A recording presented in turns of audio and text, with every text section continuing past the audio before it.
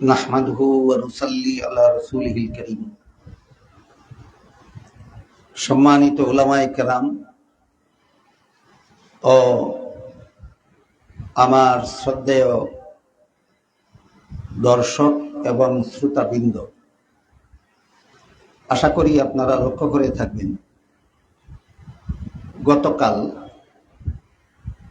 13 June 2026 সাল সিলেটে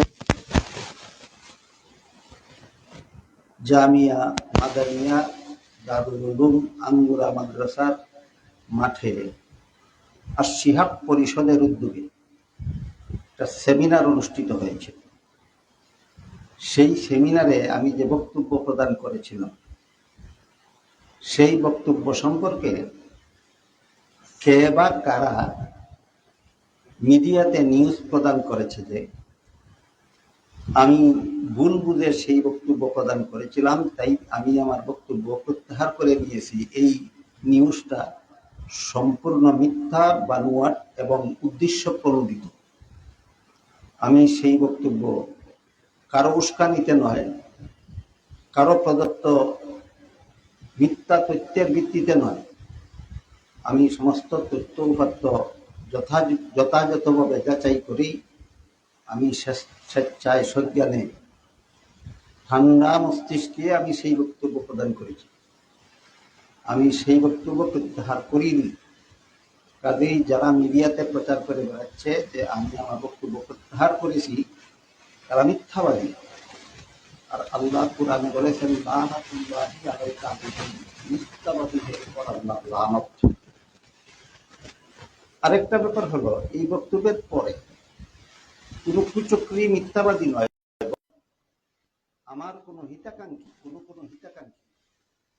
আমাকে এই মর্মে অবগত করতে চাচ্ছেন যে আমি একজন বিশিষ্ট আলেমের যে 2টা বক্তব্যের উদ্ধৃতি দিয়েছি, এর মধ্যে বাবুনগরের বক্তব্যটা ছিল তার পরবর্তী বক্তব্য, আর দ্বিতীয় বক্তব্যটা ছিল তার পূর্ববর্তী বক্তব্য। এ ব্যাপারে আমার কথা হলো, কোনটা আগের বক্তব্য আর কোনটা পরের বক্তব্য সেটা দেখার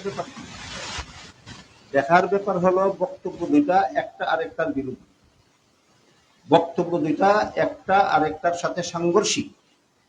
সুতরাং যেটাই আগের হোক আর যেটি পরের হোক, যেহেতু একটা আরেকটার সাথে সাংঘর্ষিক, তাই যিনি বক্তব্য দিয়েছেন তাকে পরিষ্কার করতে হবে যে তার আগের বক্তব্যটা ঠিক না পরের বক্তব্যটা ঠিক।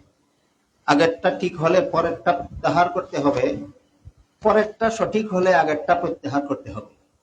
এইভাবে কোনো একটা প্রত্যাহার না করে উল্টাপাল্টা 2টা বক্তব্য দিয়ে রাখলে জাতি বিভ্রান্ত হয়। এই বিভ্রান্তির দায় দায়িত্ব নিবে কে? এই প্রশ্নটা আমি আমার হিতাকাঙ্ক্ষী ভাইদের কাছে রাখলাম। আশা করি আল্লাহ আমাদের সবাইকে সঠিক বিষয়টা উপলব্ধি করার তৌফিক দান করবেন। আমি